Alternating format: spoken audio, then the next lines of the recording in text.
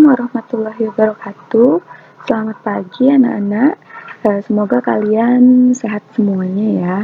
Jadi hari ini kita bertemu lagi dalam materi bahasa Indonesia. Kita masih membahas tentang teks deskripsi. Namun kita lebih terperinci yang akan membahas tentang ciri objek, tujuan, dan penggunaan bahasa pada teks deskripsi yang akan Ibu jelaskan. Nah, lanjut, coba kalian perhatikan teks di samping. Teks ini merupakan salah satu contoh dari teks deskripsi, penggambaran suatu objek pantai. Nah, teks tersebut merupakan salah satu contoh teks deskripsi yang menggambarkan keindahan dari pantai Parangtritis.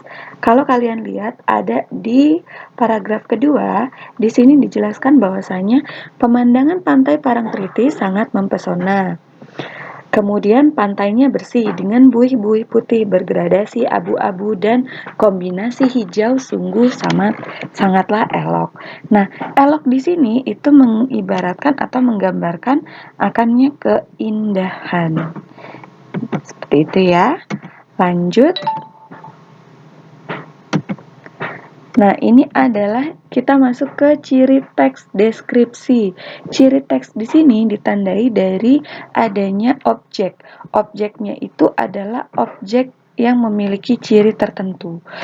Jika kita ambil contoh pantai tadi, pantai itu banyak, tapi kalau yang dideskripsikan hanya satu pantai, makanya itu merujuk ke ciri tertentu. Kalau tadi yang dideskripsikan adalah tentang pantai Parangtritis. Jadi kalau misalkan nih, ada yang nulis tentang keindahan pantai Kerang Emas.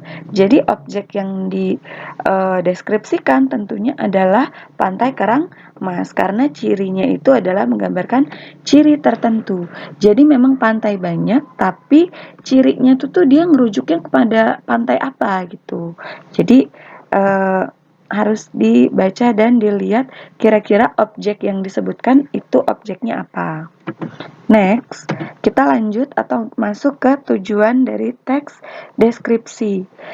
Tujuannya sebenarnya salah satunya tentu ya adalah untuk menggambarkan keindahan dari objek, yaitu objeknya adalah pantai Parangtritis. Bisa juga tujuan lainnya menggambarkan situasi ombak yang airnya buihnya kesana kemari, misalkan ada pasang, ada surut, buihnya berwarna putih kehijau-hijauan. Nah, misalkan kayak gitu bisa juga. Intinya tujuannya adalah untuk menggambarkan suatu objek. Jadi kita nggak usah ke sana, kita diceritain, oh jadi di sana tuh ada pohon kelapa, di sana pohon kelapanya banyak, berjejer. Nah, tujuannya tuh agar kita tuh lebih tahu keadaan di sekitar pantai tersebut. Oke.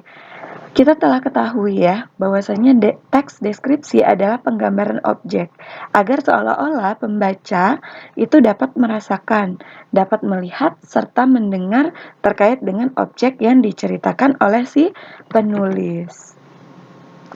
Nah, contohnya ini, jika ada tiga contoh atau 3 jenis dari teks deskripsi. Ini di buku ada ya nak ya. Kalian bisa buka halaman yang pertama, itu ada tentang penggambaran pantai Parangtritis. Kemudian ada teks deskripsi tentang ayah. Ada juga teks deskripsi tentang ibu. Nah, rinciannya di sini, merincinya apa sih? Jadi penggambarannya tentunya kalau dia pantai, dia tentang keindahan fisik pantai, keindahan sore harinya, suasananya. Tapi kalau ayah, dia tentunya masuknya ke ciri fisiknya ayah seperti apa, sifatnya ayah seperti apa, kemudian apakah dia memberi teladan atau tidak. Nah, itu sama halnya dengan ibu, rinciannya kurang lebih seperti ayah.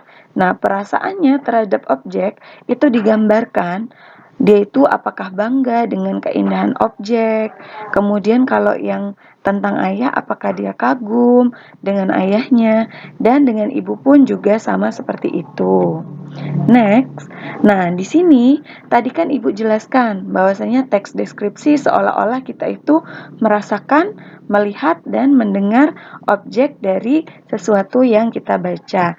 Nah, di sini kalau dia itu seolah-olah melihat, misalkan penggambaran orang ya, kulitnya kuning langsat. Oh, berarti kan dia lebih kepada penglihatan. Karena warna kuning itu kan biasanya dilihat oleh mata. Seakan-akan dapat didengar, bernyanyi kecil. Nah, bernyanyi ini kan berarti telinga yang bisa mendengarkan.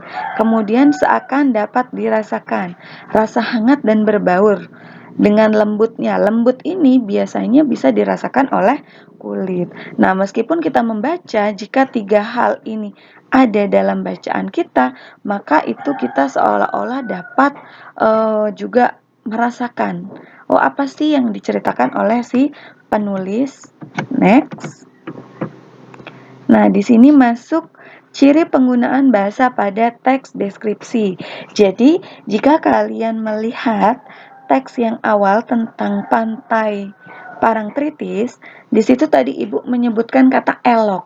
Elok itu adalah kata khusus. Kata khusus itu adalah kata yang jarang digunakan.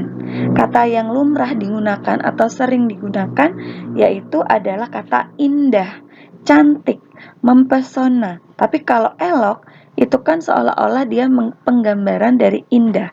Artinya kata-kata yang jarang digunakan. Tapi kalau kata umum, dia adalah kata yang sering atau lumrah digunakan. Seperti baik. Baik itu, oh orang itu baik. Tapi kata khususnya dia merujuk kepada, oh orang itu ramah. Ramah ini dia juga mengartikan juga baik. Nah, kemudian kucing itu menggerakkan. Kucing itu mengibaskan. Nah, mengibaskan di sini itu kan dia merujuk kepada kata khusus. Indah di sini misalkan kata umumnya dia indah, kata khususnya dia elok gitu. Di sini ada bentuk kata umumnya. Mungkin kata khususnya bisa rupa, wujud, dan lain-lain. Next. Nah, ini kalimat berisi penjelasan terperinci untuk mengkonkretkan suatu objek. Jadi misalkan di teks itu ada, ibuku orang yang sangat baik. Nah, lebih dijelaskan sama dia. Baiknya itu tuh seperti apa sih? Oh, baiknya dia itu tuh berusaha menolong semua orang. Dia ramah, tutur katanya lembut kepada siapa saja. Nah, kalau di sini misalkan contohnya, ayahku orang yang sabar. Sabarnya ditunjukkan kepada apa? Misal kalian tulis, dia tidak pernah marah kepada anak-anaknya. Dia sangat sayang kepada anak-anaknya. Nah, itu kata perinciannya untuk menjelaskan arti kata sabar di sini. Oke, next. Nah, selanjutnya kita adalah mengidentifikasi majas. Apa sih Bu itu majas? Majas adalah seolah-olah ya penggambaran benda atau objek yang dia itu tuh seolah-olahnya hidup. Nah, majas yang digunakan pada teks deskripsi ini ialah biasanya majas personifikasi. Apa sih itu majas personifikasi? Majas ini adalah membandingkan benda mati ya seolah-olah memiliki sifat seperti makhluk hidup. Contoh pantai. Pantai itu adalah objek mati, tapi dia bisa ditambahkan majas sehingganya kita baca seolah-olah dia hidup. Misal, angin pantai yang berhembus itu sangat lembut menyentuh kulitku. Nah, lembut itu kan hanya bisa dilakukan oleh makhluk hidup, ya kan? Ketika orang menyentuh kulit orang lain, makanya terasa lembut. Tapi jika kita tuliskan kata-kata itu, makanya kalimat itu disebut sebagai kalimat bermajas. Nah, ini juga ada contohnya. Batu karang besar siap menjaga gempuran ombak yang datang setiap saat. Menjaga. Menjaga di sini biasanya hanya bisa dilakukan oleh makhluk hidup. Namun ada kata-kata ini, maka kata-kata ini disebut sebagai kata yang memiliki majas personifikasi. Karena batu karang seolah-olah dia sebagai penjaga. Next. Nah, ini yang terakhir. Ini nanti kalian buka ya di e-book atau buku elektronik yang sudah Ibu kirimkan ke kalian. Halamannya 12 sampai 14. Kalian akan menemukan teks dari Keindahan Pantai Senggigi. Ini kalian baca Ya, setelah kalian baca